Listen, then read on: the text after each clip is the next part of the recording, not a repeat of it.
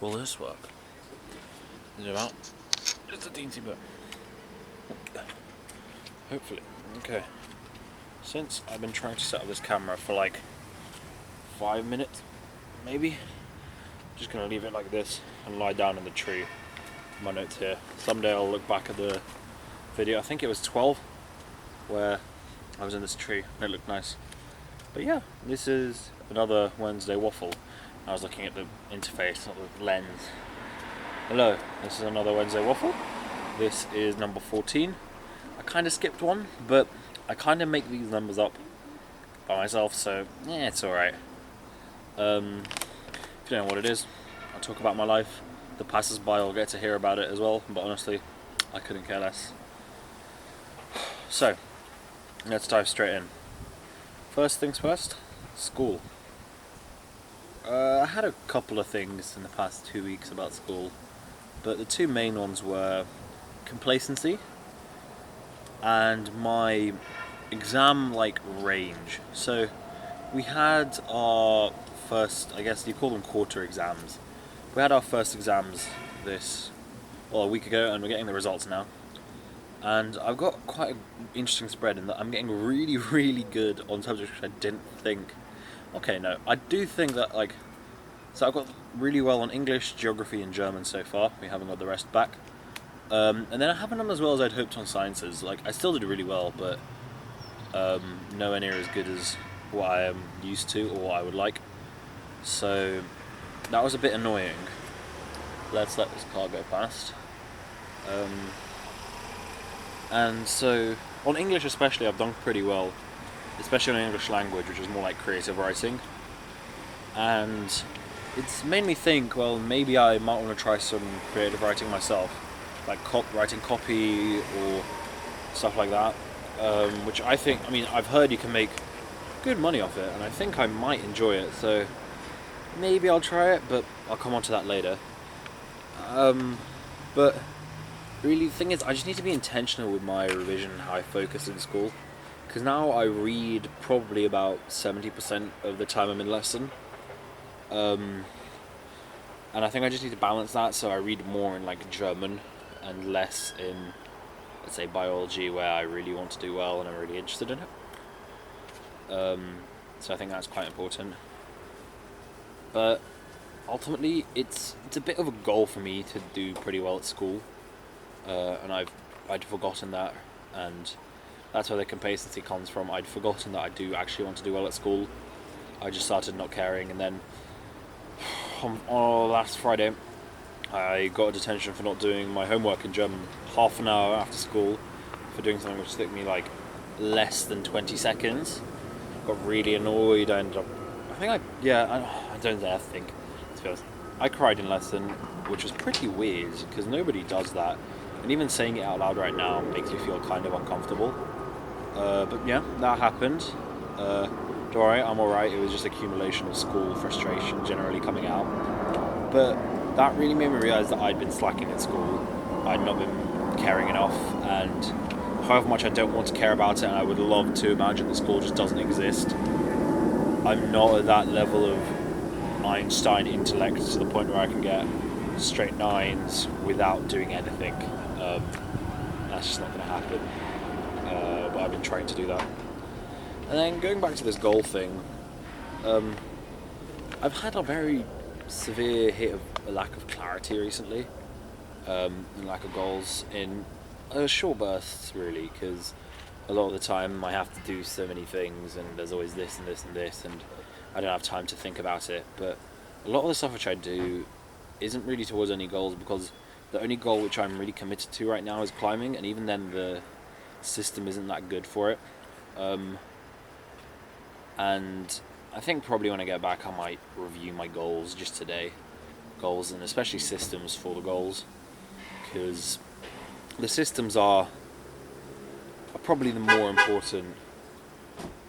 Someone just beeped. The systems are definitely the more important part of the goal, to know what I'm going to do, to know what habits I want to establish. So just going to review that, but generally I don't know where that's aligning, and I don't know at what point do I say, okay, I want to do this goal to develop as a person, or where do I want to say that I want to do this goal because I just enjoy it, or do I even need to set a goal for something I enjoy? For example, like playing Minecraft. Do I really need to add that to a goal to say that that I can play Minecraft when I relax? Maybe not, but I don't want to gamify, goalify everything, and I am almost worrying that I will step over that edge, but I'm so far away from it at the moment, I think it's worth trying to get close. Yeah, I've just been making it up as I go along, really, and it really comes back to the reason I noticed this is because I had a swimming teaching course, level 1 swim teacher, over the weekend. I had to wake up early, I had to go there, blah blah blah, but I keep signing myself up to stuff which obviously it is useful. I'm looking forward to the swimming training course because I do need the money fundamentally, but it all comes back to that I don't know what to do, and so I throw myself into every opportunity, which is exactly what I want to do, but I then commit to it, and I don't necessarily want to commit to every opportunity which I have. So obviously opportunity cost, it will take a while to reconcile that in my mind while we figure out what to do. This is kind of uncomfortable for my ass, but I'm just going to keep going because I don't really know where else. Okay, maybe if I sat up. See, but then they can't see my face. You guys can't see my face. No, I don't want to stand. Off on my dummy. Doesn't that look kind of weird? I'll say that's probably more comfortable, even if it might look more weird, but isn't that good? That means I seek more discomfort. So yeah, and the problem with the goals really is that I just don't think I have time to set new goals, which is not true. Third point, time. I am perpetually in a statement. What? I'm perpetually in a state of thinking I don't have enough time. I'm perpetually saying, oh, I can't do this because no time. Obviously, school does make it hard to find time and make time for stuff, and a lot of people like to make the excuse of school, and even my parents will tell me, oh, it's alright that you haven't done something today because, school, you don't have to do something every day. But I don't think that's a valid excuse, really. Oh, it's a doggo. Yeah, I don't think that's a valid excuse. Because when I do just relax, I don't enjoy myself. It comes back to that Chick Sent Me High quote I said last video. And yeah, it's just so hard to find the time for anything because of my lack of clarity for goals. Full circle, it's annoying, that just sometimes happens, so I need to break out of it, and the way I can break out of it is to set more goals, which I might do later. But this is part of one of my goals, because honestly, doing this script really helped me to consolidate these past 2 weeks a bit more, and to know what I want to do now, like today and tomorrow. So yeah, that's important. But those are the most major things. And then I've got 5 other smaller points, which is that when I was at my swim teacher course, the swimming pool they had there, they had a sauna. And so I was like, okay, me and a couple of friends, we just decided to go in. Actually, we initially didn't want to go in because it said that they were like band holders only.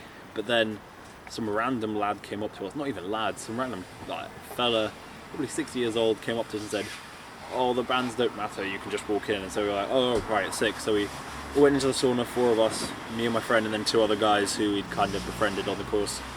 We just chilled in the sauna for a bit. They left, William left, and it was just me left there on my little break, and genuinely is one of the most relaxing things I've ever done in my life.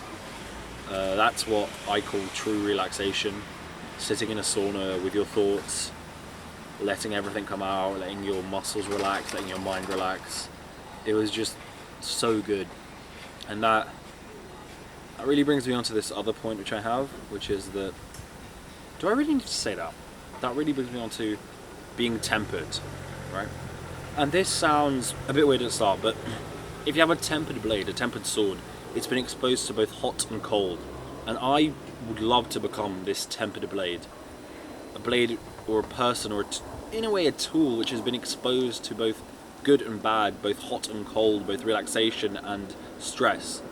because I think that's the best way anyone's ever going to grow, and it's the only way you're ever going to really succeed, or at least for me, that's the only way I'm going to succeed, is if I'm going to be tempered, and if I'm going to be willing to take control and be courageous over my actions.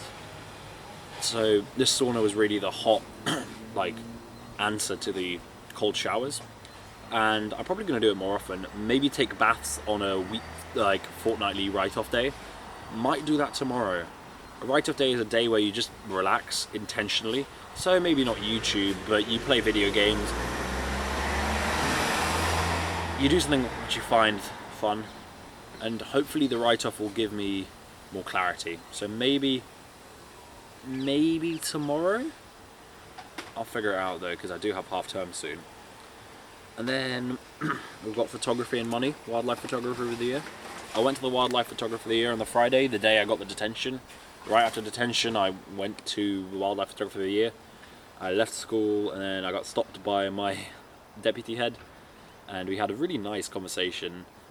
I really think that sometimes kids abuse teachers, and in reality, teachers are just normal people who can still have a fair share of wisdom. And so, in a way, I'd like to take this teacher out to coffee someday, just learn from him, because he is pretty wise and he's a funny guy, and he's up there in the people who inspire me the most at school.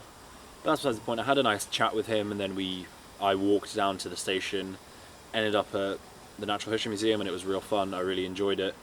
The wildlife photographer is so good. If you ever get the opportunity to see it, totally do it. The pictures are so good. They tell so much of a story, and yeah, I love it. But what it also made me realize is that not only do I love photography, and I tried this, I did some manual photography the other day in another park similar to this, just down the road. Trying to learn the manual controls, which I'm going to be honest is really hard. You kind of forget what everything does. There's a fucking motorbike. Thank you very much. You forget what the manual controls do, and so I was basically learning how to use it. I got some really nice shots. I might, if I'm editing this, there'll be a Robin picture up. If I'm not, I'm sorry, there's nothing I can do about that. I don't particularly like editing on Wednesdays, because this brings me on to the course dreaded. That means I'm now going to have a shift at my swimming club, which is Wednesdays 7 till 8:30. Yes, Wednesdays 7 till 8:30. And what's worse is that I then have swimming afterwards. So I'm going to be gone from home from 7 till like 10. Pretty crazy. Is that bad? Is that good? I don't know. I'll report back to you guys on next Wednesday, hopefully, because I will be on half term. So don't expect the video. No, expect the video. I'm gonna upload a Wednesday waffle, even if it was recorded on a Tuesday. But with photography, I'd love to be able to make money off it. And I'm thinking maybe it's not that hard as I think it is, because I've heard that you can just take plain photos and sell them, and they sell decently well, apparently. I live in a place where you can get really good plain photos. If I got a 600mm lens, probably some really good ones. I could get some really nice sunsets on them. It'd probably be pretty easy, and I could make decent money off it. So we've got a possibility there. And then obviously portrait photography, wildlife photography, landscape photography, selling to IMGA and stuff. That is another feasible possibility, which still might be a bit hard, but I would like to research that. Then we've got trying to be a teenager. My girlfriend's hosting a Halloween party. No real drinks. It's just going to be her and some of her friends and a couple of my friends. And we're all just going to get together for Halloween or the day after Halloween and just chill. Just do the teenager stuff, which they do in America, which I feel like I've missed out on my whole life. I've never really been a meeting up with people person. I always I stay away from it, and I'm not fully sure why, but it is what it is. Not even it is what it is. I'd love to change that. When I'm older, I think I'll change it, and maybe even tomorrow I'll change it. Maybe tomorrow I'll ask one of my friends out and say, oh, we can do this, and then ask a couple more, and then we'd all go to my house or whatever. But it's so unnatural for me to be a normal teenager, be a normal person who just plays Fortnite or plays with their friends on video games, and then has a couple of parties with them and has a good friend group and whatever. For some reason, I've just evolved not to be like that, and I'm really looking forward to this Halloween party where I can be more teenagery and learn from these people who are more teenager than me and learn what it is they have, which I don't. One of the frameworks I've wanted to develop recently for learning stuff, especially like this, like cinematography and videography, which is why you saw the vlog the other week. I was pretty proud of that video. I actually did some real editing on it, and I just ran out of time in my head. I started thinking, oh, and then kind of rushed the end, but also there wasn't much footage at the end. I'm glad I released it, because I did like editing it. It was just a bit annoying, really. But yeah, I think what I want to do is have a 3-month skill, so learn a skill for 3 months, and then try and make it a habit. If I like it, I can check it out, and then I can move on to something else. That might happen. You might see more vlogs, you might see more editing things, but I really struggle to get any footage. So I don't really know. I probably might do more talky videos if my goals align with that. So if they will, probably a community post, because those are really easy to make. And the final thing I've got before my haiku quote and ponder is Alexander Humboldt. Nobody really knows this guy, but he is the original natural historian. Like, he's the original naturalist, the original scientist. He is one of the coolest people I have ever heard of, learnt about, read about. I'm reading a book about him right now. And he's the guy who... There are more species than any other species named after him. He was said to be the second most famous person after Napoleon in Europe in the 19th century, and he's just a really interesting person, and he's someone I really aspire to be like. He's kind of similar to me, or he was kind of similar to me, so I'm reading about him, and I'll consolidate this more next video maybe, or in a journal entry which won't make it here. But yeah, I've really enjoyed learning about him and almost trying to become more like him, because he is as I said, the original natural historian, the person who really set so many of our current beliefs in place in terms of natural history. He was a really cool explorer as well, and I think, imagine your job description was explorer. You can't have that anymore in the 21st century. You can't go out and discover new lands or learn about new species as easily as you could in the 18th century, which obviously was a long ass time ago, but that point stands. So we get to the end. People might still be looking at me weird. Hopefully they are. And my haiku is a nice little one about just birds. As the robin flies, with every wing beat bouncing through the tree's branches. Very simple. And then I have 3 quotes from my book, which I believe were all said by Alexander Humboldt. And they are as follows. I'm just going to hold the camera for this, because I think it will look better. So, let's focus it up on me. The 3 quotes I have are: man can only act upon nature. Man can only act upon nature by contemplating her laws. I think that's quite important for introspection and developing as a person. You can only really act upon anything so long as you know yourself truly. Then we've got, what speaks to the soul escapes our measurements.